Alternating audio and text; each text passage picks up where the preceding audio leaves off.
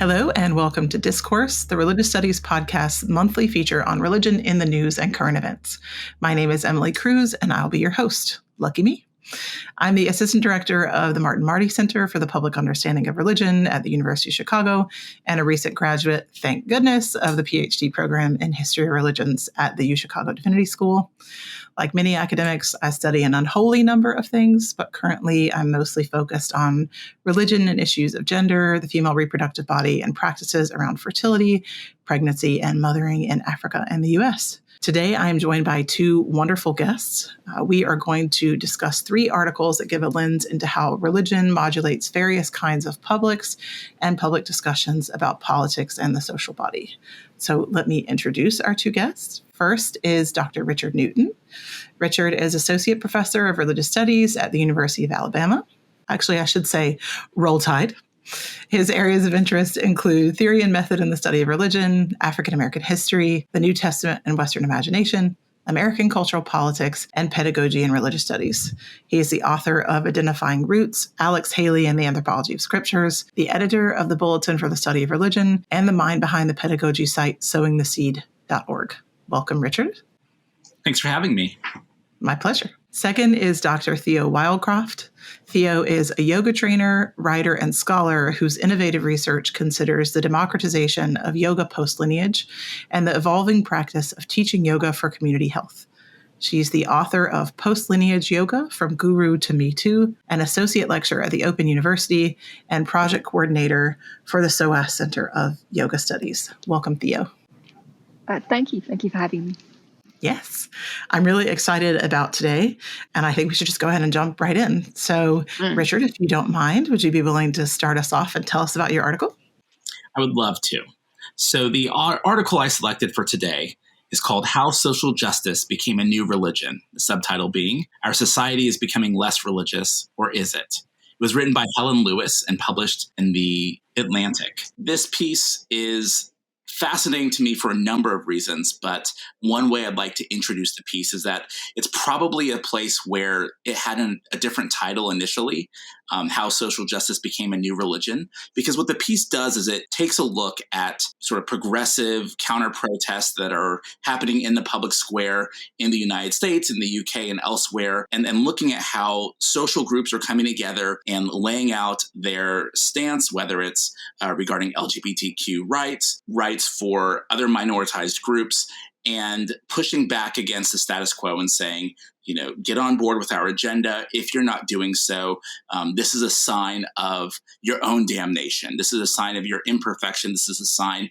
of your sin and where you've gone wrong. And this has led some public intellectuals and social commentators to sort of note, is this a new religion that's taking shape here? But I think in the conversation that at least is being teased out within the piece itself, it's less about, look at social justice as a new religion, and more like, how can what we think we know about religion help us characterize or describe these social justice movements? And I think the reason why this piece caught my eye is because a lot of scholars of religion read this piece and immediately jumped in to sort of tear down some of the assumptions about how religion works, everything from its mention of collective effervescence to transcendence and other things, comparisons to catechisms, and all sorts of moves that might make us sort of shudder or grimace. But I think actually here is a great opportunity to provide maybe a different or sharper perspective on how the study of religion might help us understand what's going on in our communities in the public square. So how do you think the study of religion might help us understand these things?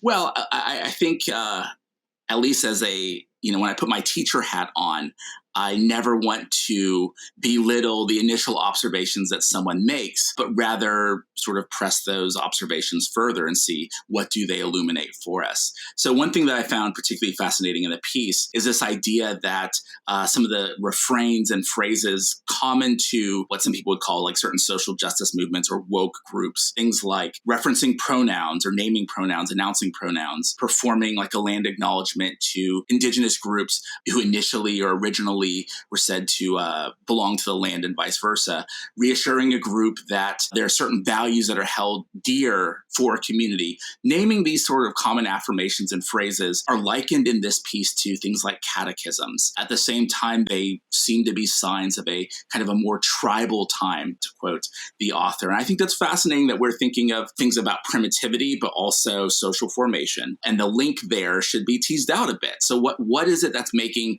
us in this contemporary modern era or postmodern era nervous or afraid that we think that there's something, one, wrong with being attached to the past, two, likening the past to such a negative and frankly kind of ethnocentric, Eurocentric, ethnocentric, Americentric perspective, and three, something that is also not intellectual, not intelligent, not thought out.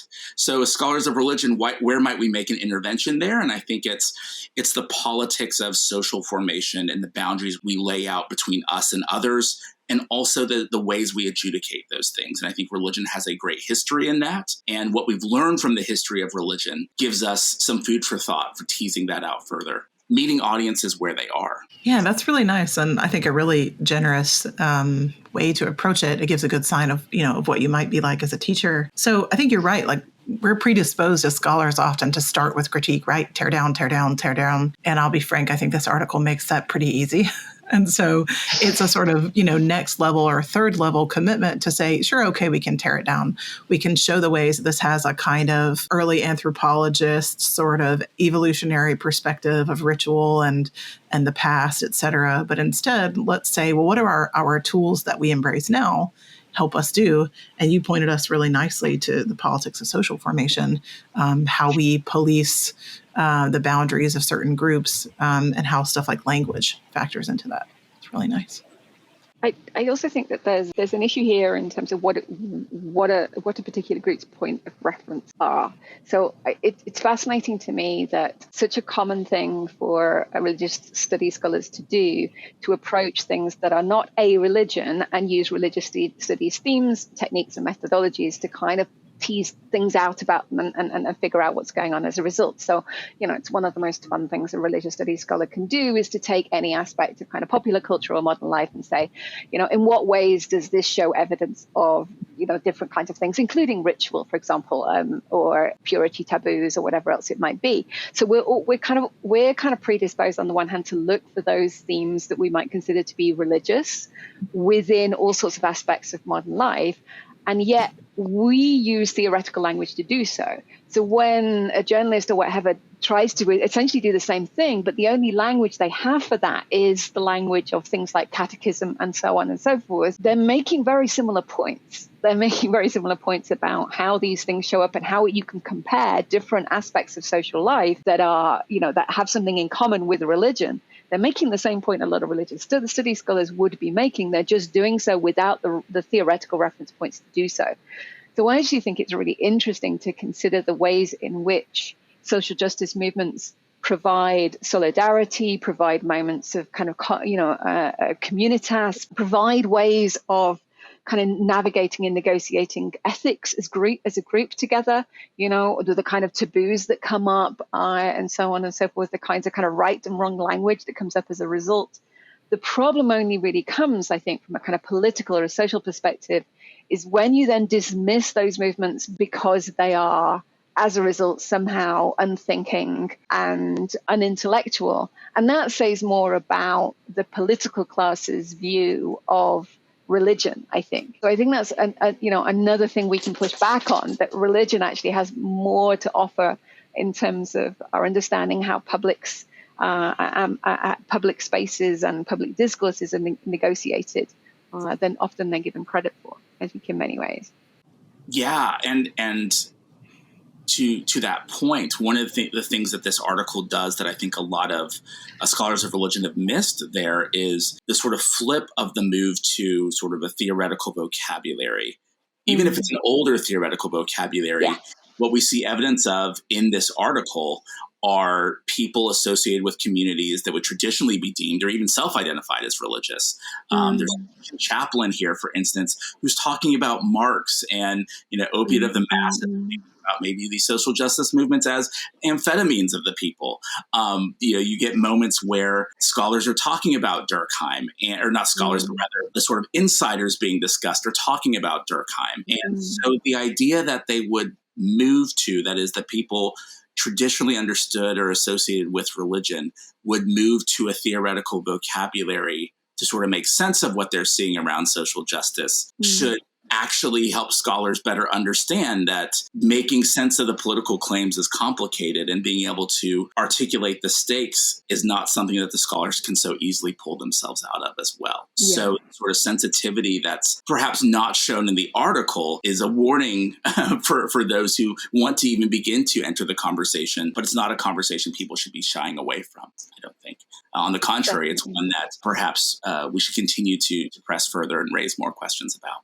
Yeah, there's a place later in the article where she says politics has crept into every, I don't know if she says corner or aspect of our lives. And I find that sentences like that and lots of other parts of the article replicate a way that we often also talk about religion in kind of public or casual and even media discourse, which is like that it's always everywhere. And I think scholars of religion do this too. We're like, we cannot discount religion ever. Like, this is our bread and butter, so take it seriously. And I think it's really interesting to see the ways that the language of the article replicates, just as you said, a certain kind of vocabulary we might use as scholars, but also that we might use as Americans or certain kinds of Americans, or et cetera, which makes for a really interesting thing to try to tease out. And I find, as you said, you put on your teacher hat. I was doing the same as I was reading this and thinking, if I'm teaching my students how to read this article and read it well, what do we do there? And, I'm very sympathetic to not tearing down the article, but I also think looking for where we find some assumptions and some generalities that persist across broad conversations about religion can be productive. And I was curious if you noticed some of those, Richard or Theo, places where you think, especially as scholars of religion, we're attuned to finding a kind of regular use of certain assumptions about what religion is or does, or how it's defined or how it's used, et cetera. And if you don't have any ideas, I'll tell you what I'm thinking, but I'd rather let you go first. Well, I think with the idea of these groups being a new religion, right? There's already a recognition that we're in a moment that is accustomed to pluralities of religion, right? And with that pluralities of religion, we can start to think about the terms by which we do that, distinguish one religion from another and sort of parse that out. And in the article itself, we see reference to chanting and texts and so-called commonplaces that become the signs of religion itself.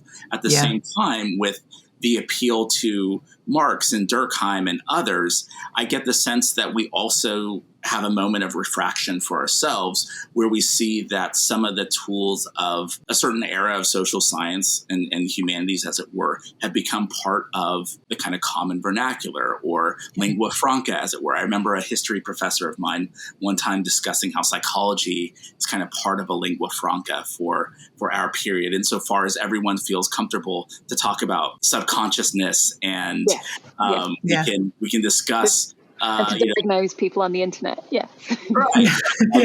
Wow. Like, I didn't know I could do this, without paying someone with a degree and signing up for a time and all the like. Yeah. Laying on a very nice couch with your feet up. And I was wondering, to what extent has religious studies arrived at that moment, whatever we take religious studies to be, beyond something like, oh, look, Star Wars has Joseph Campbell. I think at one level, that's sort of where the study of religion that might be identified, especially a sort of comparative religions approach, might have entered the space. But seeing Freud and Durkheim and Marx and others sort of enter the conversation, right? They enter the chat as part of how you make sense of what is a proper religion, brings to question the sort of notion of new religious movements and some of these other things that not only are things that scholars of religion talk about, but ideas and politics with which people in this world contend.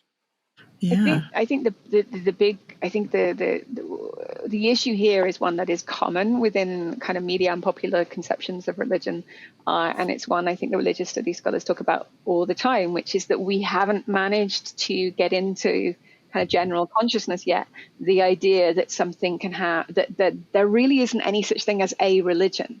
right? There's not these discrete, again, it's the comparative religions paradigm, or it's the world religious, religions paradigm that people are still using, because that's the form of kind of history of religions or study of religions they had when they were at school. And that kind of, this kind of newer attitude, which is, it's Mallory Nye, it's about religioning, it's about all the spaces in which kind of religious themes and ideas and principles play out, hasn't reached the mainstream yet. And I think the takedown of this article is as much about that as anything else. It's religious studies scholars, again, getting grumpy about the world religions paradigm, which we like to get grumpy at over and over again, because in my own work, because my own work works not just with new religious movements, but with movements that in many cases won't call themselves religious, or certainly won't call themselves a religion. And this idea of, what's the, if you like, the kind of psychological weight or the social and cultural weight that's attached to the idea of being a religion? What does that mean to people? Why are people resistant to being put into that box? Because if you're saying, if you're playing with ideas of psychology, everyone understands that that's something you can kind of play a little bit fast and loose with.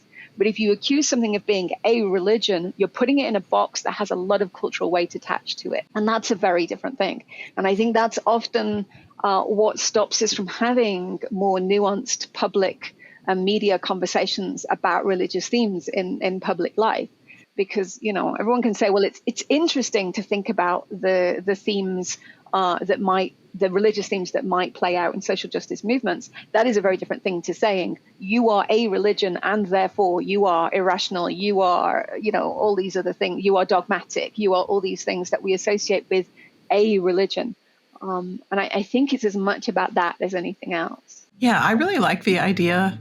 I'll just admit, sort of egomaniacally for our field, I love the idea of religious studies becoming lingua franca. It's, what do I love about teaching intro to religion or intro to religious studies? It's sort of hitting some very fundamental things that I think this article missed or chose just not to address or didn't care about, that exactly, as you both have said, scholars of religion got so grumpy about. We're like, come on, we've been talking about that stuff for years. And I think it's nice to think like, oh, maybe there are ways that we have become sort of more threaded into certain vocabularies or certain forms of discourse. And I think I see the kind of Marx Durkheim stuff as a more proliferation of social science, maybe.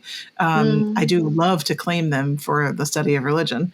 But I think I see more in this article, particularly from the people that the author is interviewing, although also from the author herself, a proliferation of the vocabulary of religions themselves. So a kind of insider vocabulary, even if the author herself isn't coming from that perspective. But I think it's the knitting together of that vocabulary from the social sciences and the observations made through that, along with the sort of languages that have been enshrined in lexicons and concordances and dictionaries as part of the project of religious studies and other fields too, that when together as said, discourse, as it were, get someone to distill it all under the rubric of how something became a religion.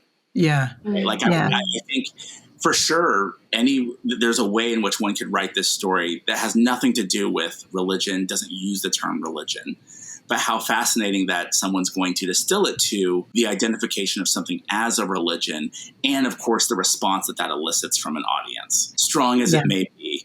And so the exercise, I think, at one level is saying, what's the better title or what's the better headline for this piece? And is there something missing when we take out or modify the term religion? If we're using religious, people being religious, or thinking about it in terms of religions, or using some sort of, again, going back to sort of these indices people often use of text and ritual and whatever, spirit. Yeah. Is there something lost, gained? But also, why doesn't it make people feel as, fill in the blank, as whatever the Atlantic chose to land on with social justice becoming a new religion, when we know it's not a religion, but something's happening when we think about it that way. Yeah, I think that's really, it's a very nice sort of way to weave everything together. It might actually be a very nice point for us to pause and shift to Theo's article, and then, kind of keep in the back of our minds, our backs. Theo, you want to tell us about your article? Yeah, this is a slightly sneaky one because it's a new article, but it's not really news. It's kind of one of these kind of opinion fluff pieces rather than a news article. And I think the news is kind of hidden in it in a really interesting way. So the articles, it's another one from The Guardian. I think it's Rory Carroll, isn't it? I think, Richard, you looked it up because I forgot to note it down. It's the author. It's How Hare Krishna Island Went from Dream to Folly to Recovery. And even just reading that title out is tricky for me because I know it's not the Hare Krishna Island. It is a particular retreat center and a particular island that was bought by the ISKCON movement. And that is how they refer to themselves, not the Hare Krishna Island. So there's some interesting stuff kind of, as I said, kind of hidden in it. But the narrative of the article first, kind of the first layer, is this story whereby in the kind of early 80s, Ireland had this tiny kind of Hare Krishna community, and they made this decision to buy an island. And the kind of the way that's framed is, these kooky, dreamy hippies who decided on this big dream that they were buying an island. This is exactly the kind of thing you would expect kooky hippies to do. And it's based on a tradition of monks inhabiting tiny islands, not just in Ireland, but all kind of, across the kind of North Atlantic and beyond. But the island itself was costly to maintain. It was isolated. It got very cold in winter. The whole community dwindled until there were very few there. There's a kind of side story about a kind of big controversy when the island was accused of drugging ice cream and kidnapping a guy from Dublin, which is it's a proper new religious movement. We're going to use the word, they haven't literally used the word cult, but the word cult is heavily implied in this kind of little detour. And then all of a sudden, the island is now thriving, and it's thriving. There's kind of one line in the middle of the article, which kind of is important, which is about they're renovating and upgrading the island as a retreat center for visitors from Ireland, Britain, India, the US, and elsewhere. And it's got this lovely line, drilling and hammering now competes with the tinkle of bells, which is very cute.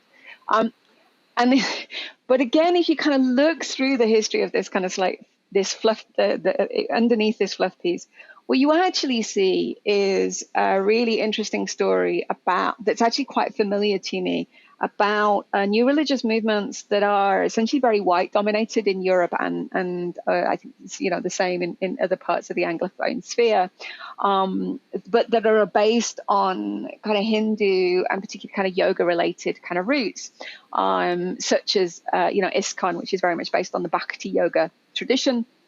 And then as you get in various generations of immigrants from India and South Asia more generally into that area, in this case Ireland, although this is a story, like I say, that plays out in England, at least elsewhere as well, those particularly kind of more what you might consider more outward looking, more cosmopolitan, sometimes second generation immigrants, Indian immigrants, then decide they quite like the ISKCON temples for Hindu worship. So they don't want to go to the kinds of temples that their parents might have gone to or they might find in India. And they're kind of charmed by these kind of white-led, kooky hippie versions of Hinduism.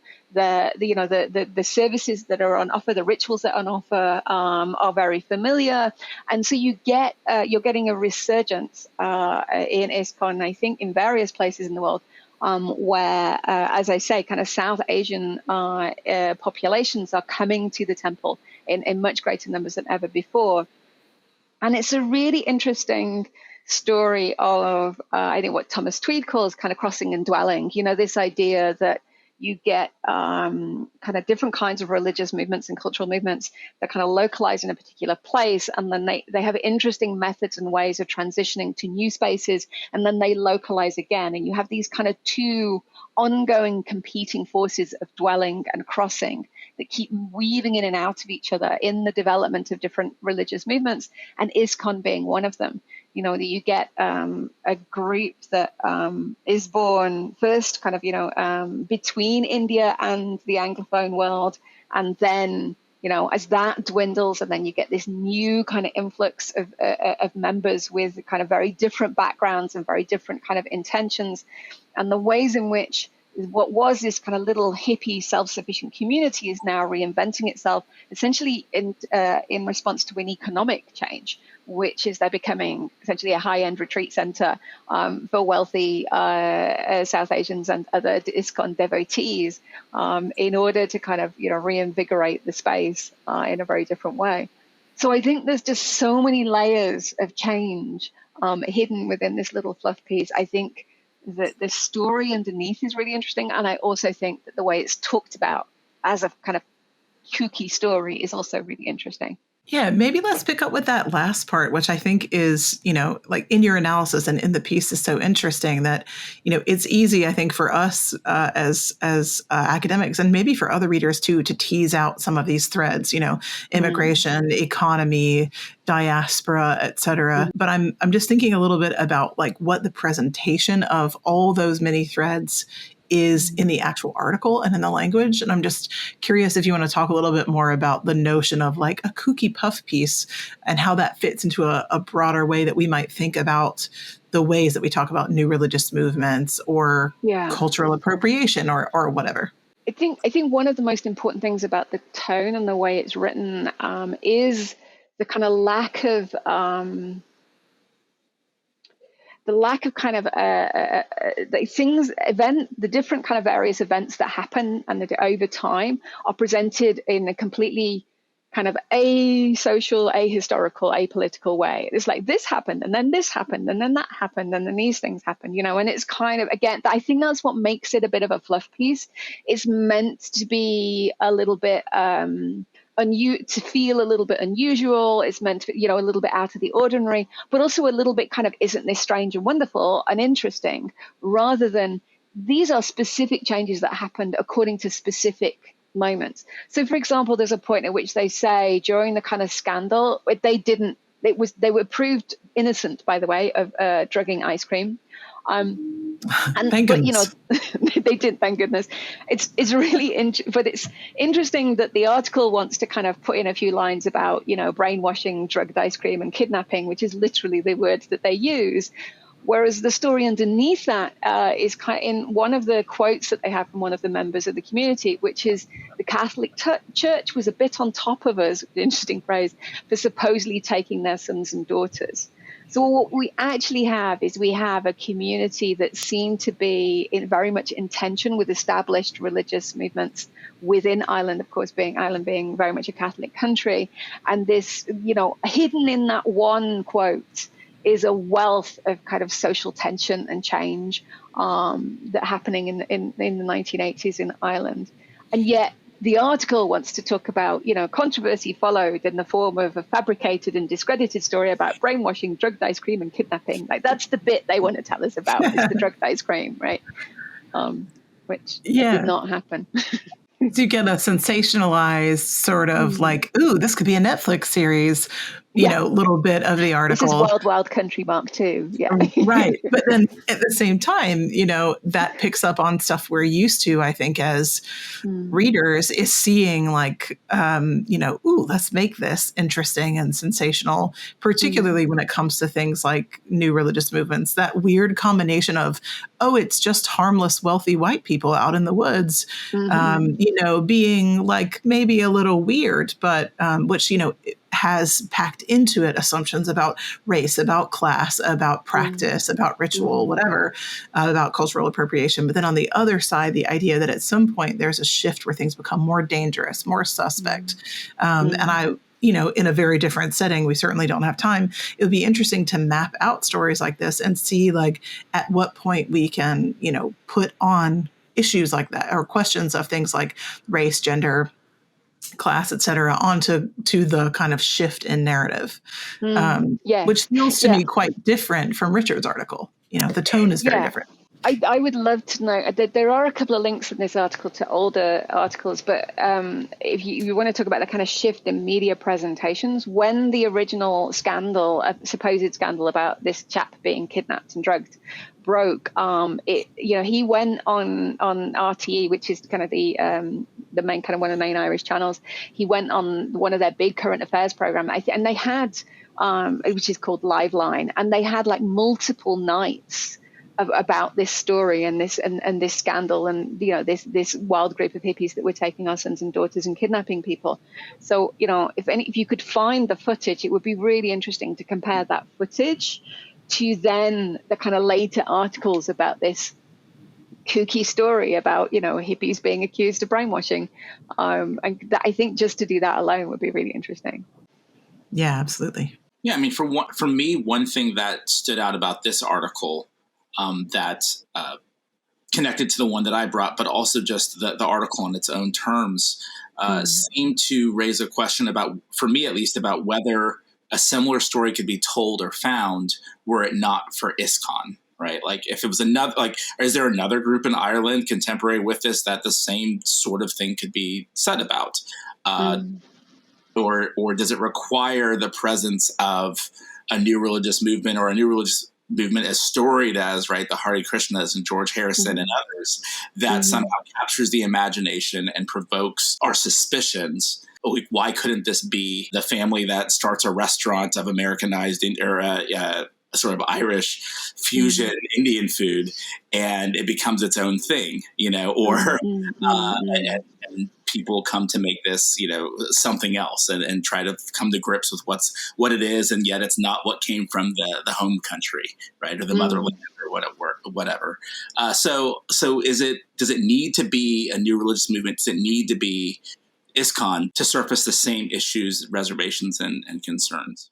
I mean, that's a really good question. I don't know the answer to it, but I think it's a really good question, because I think you're right. I think if this was about food and fusion, or other kinds of, or politics and fusion, I think it would be a very different article, and it wouldn't be written in any way in the same way at all.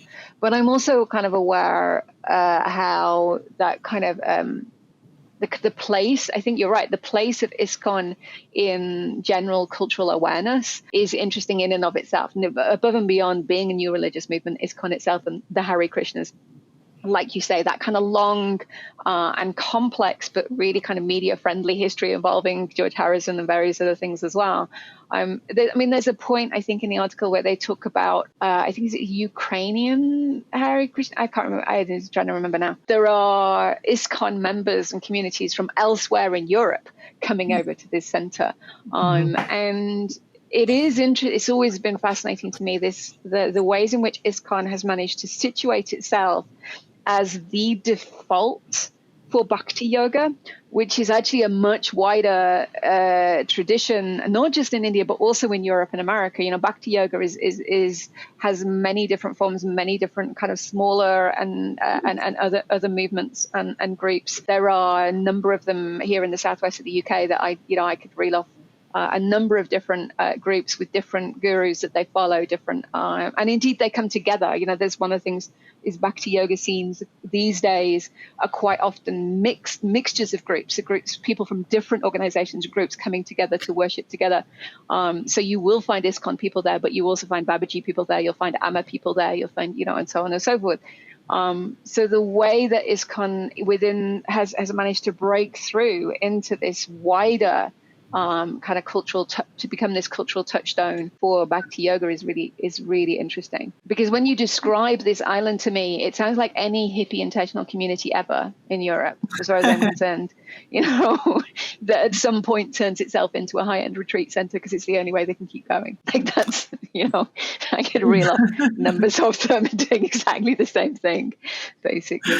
Yeah, I mean, it's really interesting to think about how language of new religious movements, either, the actual, that particular locution, but also, certain vocabularies and framing, did similar things in the articles that you brought, but, ultimately kind of diverged. And I think that gives me actually a new way of thinking about the article that I brought, because I had something else in mind, but I think that might be a neat way into it. I say as I segue to my article. My article is called Comeback. Abortion doulas look to spiritual rituals as they embrace for increased demand. And then the subtitle is Abortion doulas who draw on spirituality challenge the abortion debate's religious/secular divide. This is from July by Catherine Post, published in the Religion News Service. Mm-hmm. Initially, the way I had been thinking about the article, which is really fascinating, it's short, but it has an incredibly rich set of data. And originally, I had been thinking about it exactly as the subtitle suggests, as like, where does religion or spirituality or secularity, where do those things converge? And particularly, where does spirituality as a concept, how does it mediate something like the secular and the religious? How do we think about spirituality? And I think maybe we can come back to that if we have time. But the more I think about it, the more I see language about new religious movements and or like new ways of being religious appearing in the article. So the article discusses the ways that abortion doulas are engaged in different types of what they themselves call and what the author calls rituals around abortion, typically after the abortion, but sometimes before. So in case there's anyone listening who doesn't know, doulas, the word doula has come from the Greek and been used in English to signify a kind of helper around birth and birth-related things. So pregnancy, miscarriage, birth, abortion, etc. Also around breastfeeding. And the article writes about the ways that people who are helping in doula spaces around abortions are moving toward new types of rituals that we might associate with being religious. But the interesting thing is that the author shows the way that those rituals aren't necessarily directly associated with the practice or the belief system or the culture of the person who has received the abortion, or even necessarily the doula themselves. The majority of people here use she, her pronouns. So I think mostly they consider themselves women doulas and people who received abortions.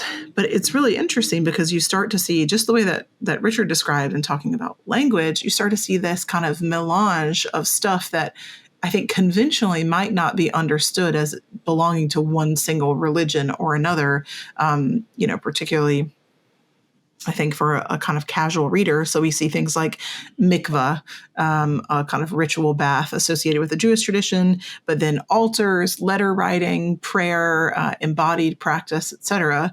And it's very interesting to see how the issue of abortion as a physical or emotional or psychological religious issue becomes wrapped up in rituals as a form of response.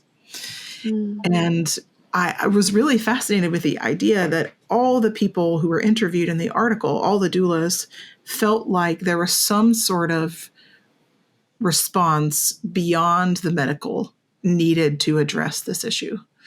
And that makes sense in part because of their own jobs. They know about this because they've been hired to do this.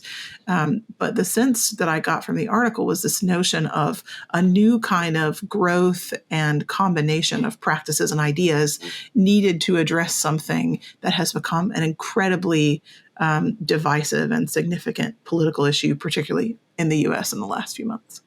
I wondered reading this whether you have come across the concept of death doulas at all. Mm-hmm. Yeah. So the way that, because I know at least one death doula, and I know a number of kind of midwives and doulas, kind of independent midwives and doulas and so on. And often the way that they've described their work to me is in terms of transitions. So the thing that kind of, for them, that links all of these events, including kind of death, but also, as you're saying, abortion, birth, all these different things, is as being a guide for experiences of transition.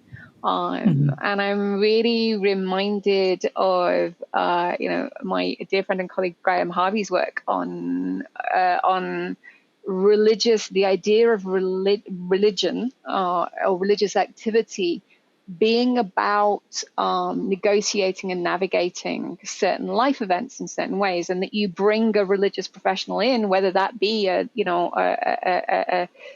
a medicine man or a doula or a priest or whatever else it might be, whenever you're negotiating events, particularly of a more than human nature.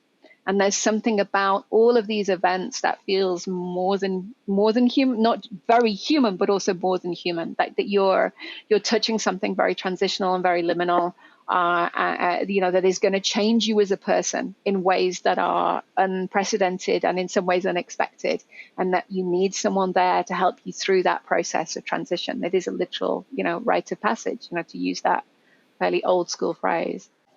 Yeah, I think that's a lot of what sort of comes up here is the notion. I mean, in a way, it's like very, sort of conventional, again, back to old school anthropology, the idea that we have these moments that need to be marked in a particular way.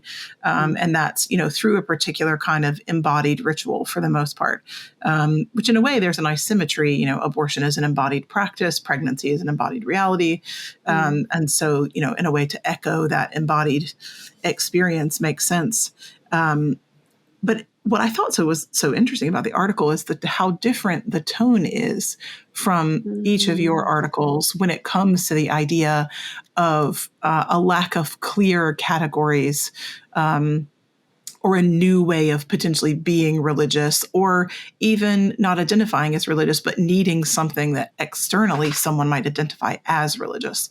And the tone of this article is broadly it's fairly neutral, but it isn't written. There's no criticism offered here of these practices. There's no sense that people are doing something wrong or bad, or that newness is a problem, or that the old stuff is bad. I think that you used the word need a lot just then. And I think there is something here about a recognized need, is that when we're talking about Richard's article and my article, you're talking about a kind of journalism that attempts objectivity essentially through not recognizing a very real human need that's going on. So you say, oh, this is a new religion, or aren't these hippies doing weird things in fields? What you're saying is, here are these weird human beings acting illogically in some way, right? And what you're saying is this is an article that recognizes at the heart of this is a very real human need that we need to show, even if we don't necessarily understand it, that we need to show give it a certain amount of dignity, right? And that one of the things that religious events and so on are doing, and one of these things that the doulas are providing, is dignity in those moments and in those transitions, right? And I think if we bring the dignity back into our understanding of things like social justice movements, right? These things are important to people. Whether or not whether or not it's important to use people's preferred pronouns or to do land acknowledgements or so on and so forth, isn't about empty ritual. It's about what's important to people and what gives people dignity, right? And I don't think it shows a lack of objectivity to recognize that need in people. And that's certainly the way that the doulas in the article describe their own work. Well, I think also, in bringing all three articles into comparison, one thing that stands out to me about why there's a sort of different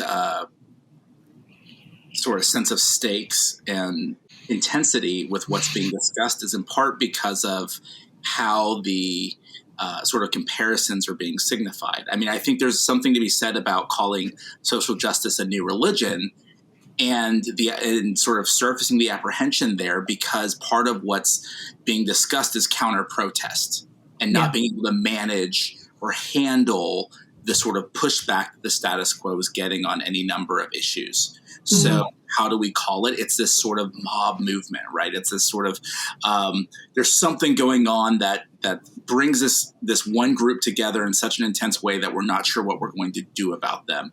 And we've seen it before with religion, and we would have a better name for it if we can manage it better. Or parse it better. And I think we see that actually in that second article, that, the sort of notion of, new religious movements has given us ways to do that, right?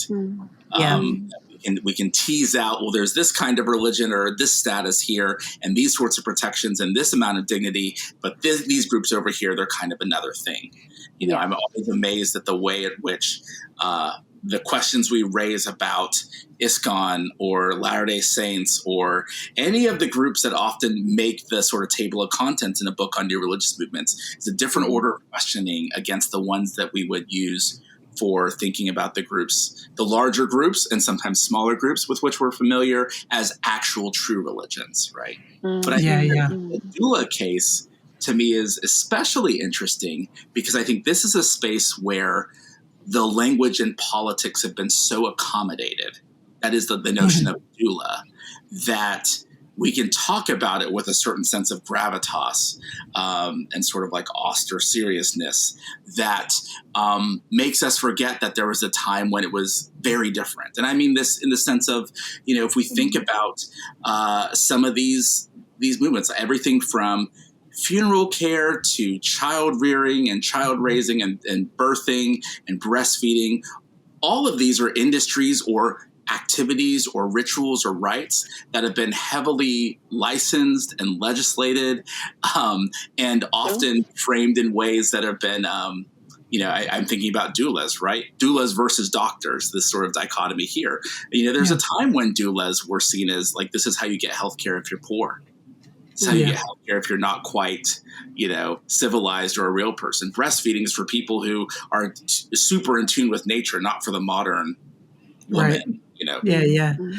So with all these politics, right, it's easy to think of, at least I shouldn't say easy. It's perhaps too easy. And I think this is borne out in this article, actually, that there's no mention of doulas and the term doula as being connected to slavery.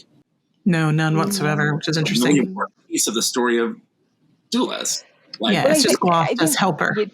So important, because I think there's because I certainly hear in the UK it's a word that's people understand the difference legally if nothing else, but people will use the term doula interchangeably with the word midwife, for example, which is a different thing, right? And it has had a different legal status, and certainly in this country the word doula is very much an imported word, and it comes very much from what you might call the kind of yummy mummy set. It doesn't, because we didn't have the same kinds of doulas, right? So the only doulas we get are the ones who are reinventing that term and reclaiming that term. We get the white doulas. Let's put it that way. I think, generally speaking. Yeah, I mean, it would be really interesting to know, and maybe I'll ask the author. What sort of class politics, race politics, et cetera, did she see or does she see operating here? Particularly because, doulas in the U.S. are, for the most of them, there's a distinct difference between doula and midwife. People receiving services and people providing services know the difference, or at least they learn the difference fairly quickly. So we're typically talking about non-medical assistance, which is very clear in the article that here we're not talking about providing an abortion in any fashion, but rather helping, nurse the emotions and the experience after the fact, which I think is really interesting. And you're right. I mean, Richard, I think in the beginning of the article, it's just glossed as Greek for helper. And then we think, well, where the term comes from, what kind of helping are you doing and how much of it is voluntary and what was what were the actions associated? And none of that's here. And I can see all kinds of arguments for why, but the idea that, the sort of notion that that doulas are more acceptable than perhaps what you were talking about in your articles, I think is maybe an interesting way to go. And if we're going to talk about reclamation or rediscovery of rituals and practices and the weight of these offices, I think it's also as important to raise questions about amnesia and forgetting. And appropriation. Yeah. Right. And erasure. Yeah. Because no, absolutely. I mean, it's not a big part of my work, but my work does mean that I go through a lot of these kind of relatively alternative communities. I have come across a lot of doulas, and interestingly, the kind of the social and cultural positioning of doulas in the UK, at least, is very middle class compared to midwives. Your working class option is midwives because we have socialized healthcare. So it's much more of an issue, right? It's much more of an issue is the kind of relative status of doctors and midwives and who gets to actually make decisions and on what basis, right?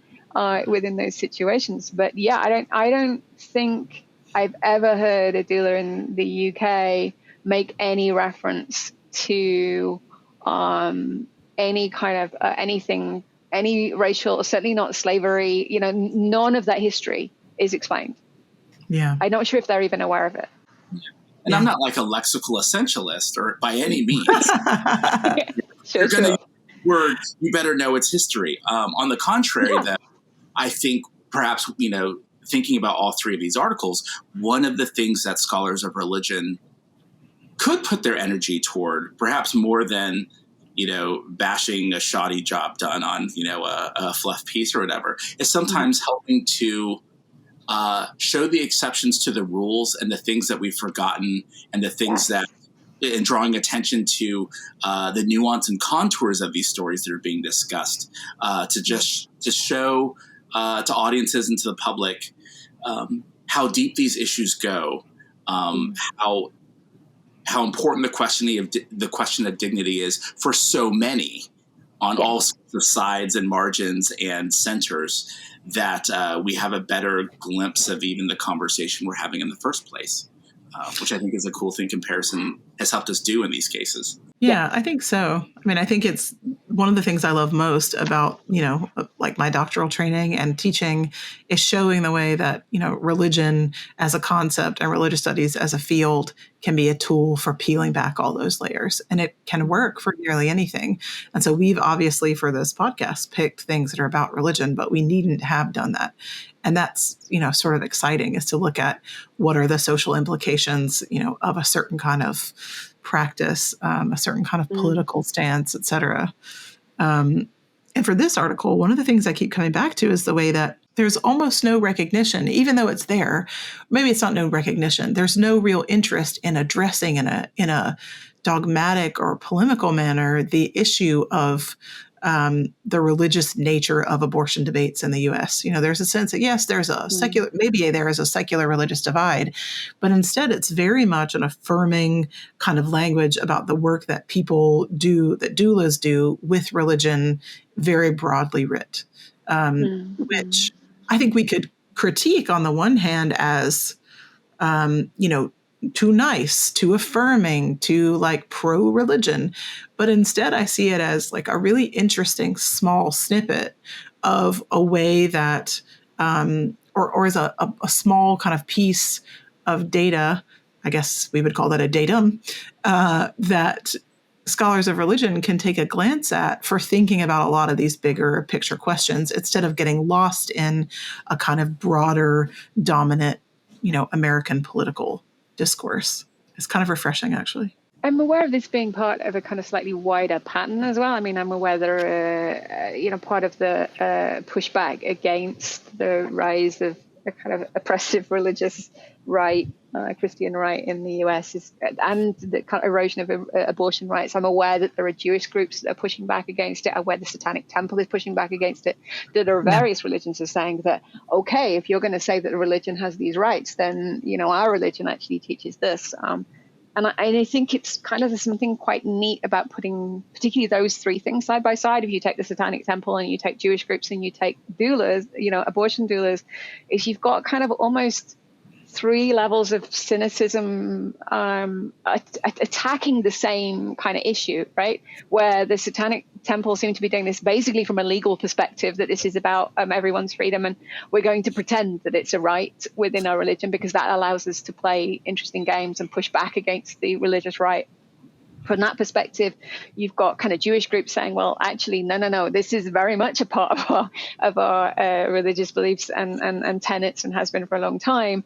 And then you have, the doulas who, from the sound of this, are not really thinking about the political aspects at all. They're just coming at this from that position of kind of personal dignity.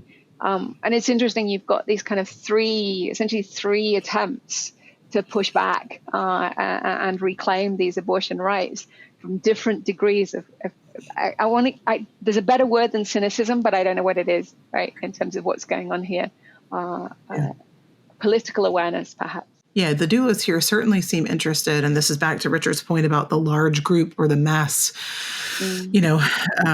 a mass counter protest is this is very intimate. I mean, the tone of the article, the descriptions of the experiences, very personal and very intimate. And so I think it's interesting, regardless of who's being interviewed, whether that's, someone who is, ordained, has a role as a chaplain, et cetera, a Jewish doula, et cetera. The goal here seems to be a very one-to-one, intimate moment, as you said earlier, Theo, of transition and support and dignity.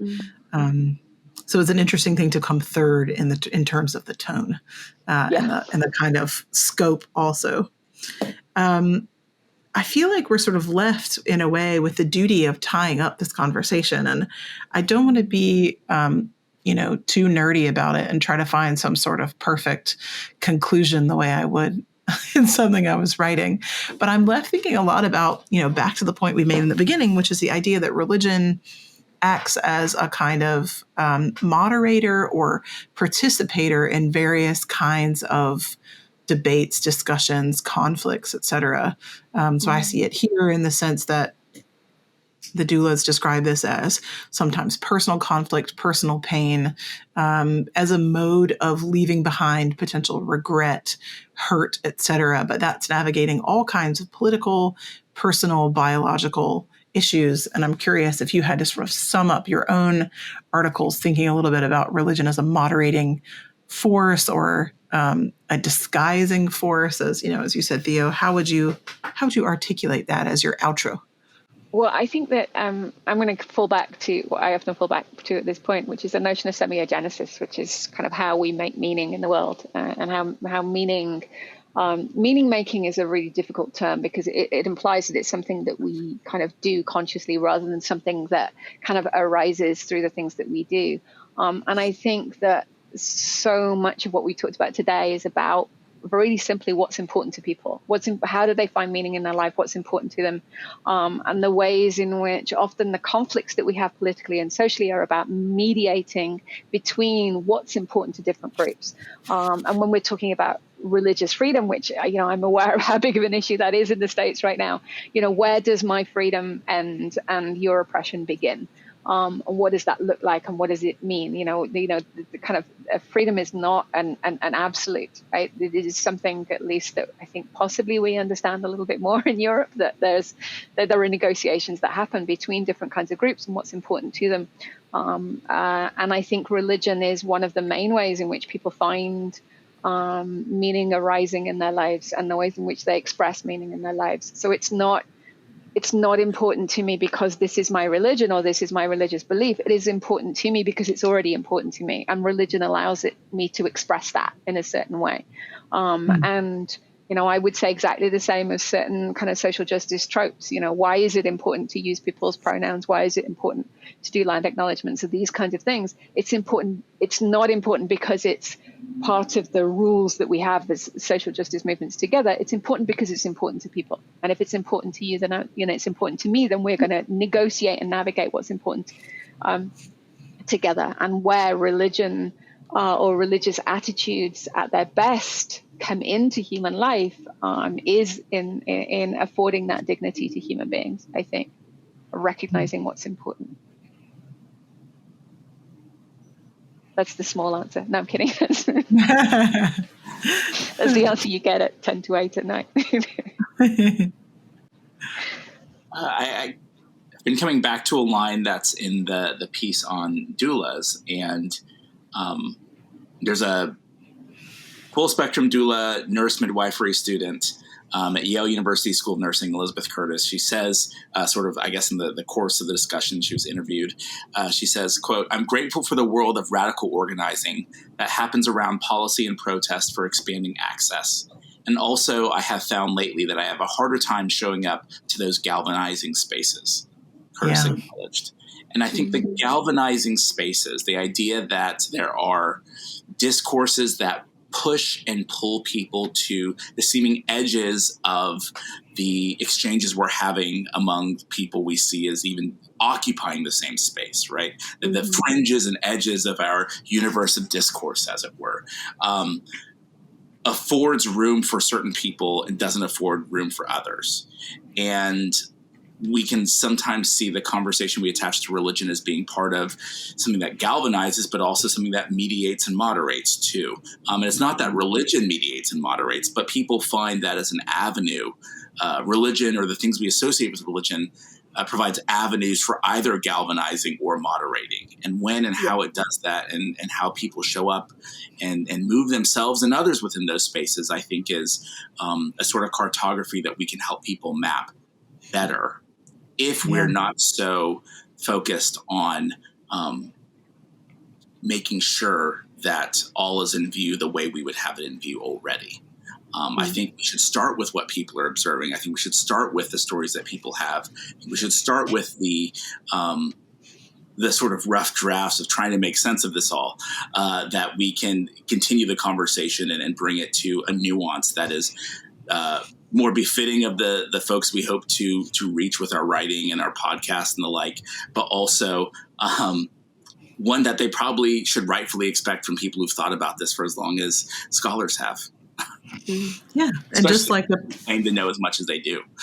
Yeah, don't we? And I think just as the person who you just quoted in the article, who says, basically she's interested in the way that religion gives space to sit with disagreement, to sit with discomfort. Religion for her in this case is very specifically the Episcopal Church, but yeah, I think that's something that the field of religious studies can. I'm not sure I'll say should, but at least can provide for people, is the ability to see that very particular place where different things collide, and to deal with and maybe find something productive in that difference and that discomfort. And I can't really imagine a better place to end on, the productive nature of our field. So let me please thank our guests, Dr. Richard Newton, Dr. Theo Wildcroft. It was such a pleasure to be with you. This has been Discourse, a podcast of the Religious Studies Project. Thank you for listening and have a wonderful day. The RSP is sponsored by the British Association for the Study of Religions, the North American Association for the Study of Religion, and the International Association for the History of Religions. The Religious Studies Project is produced by the Religious Studies Project Association, SCIO, a Scottish charitable incorporated organisation, charity number SC047750. Brought to you by Editor-in-Chief Andy Alexander and founding editors Chris Cotter and David Robertson. Our features are edited by Israel Dominguez and Savannah Finver, and our Opportunities Digest by Trevor Lynn. Audio editing by Alex Matthews and Nathan Springer. Podcast transcription by Ayesha Javid and Jacob Noblet. And social media managed by Candice Mixon. Don't forget, you can support the project by using our amazon.com.co.uk and .ca links, or donating at patreon.com/projectrs.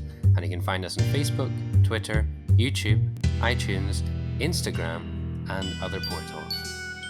Thanks for listening.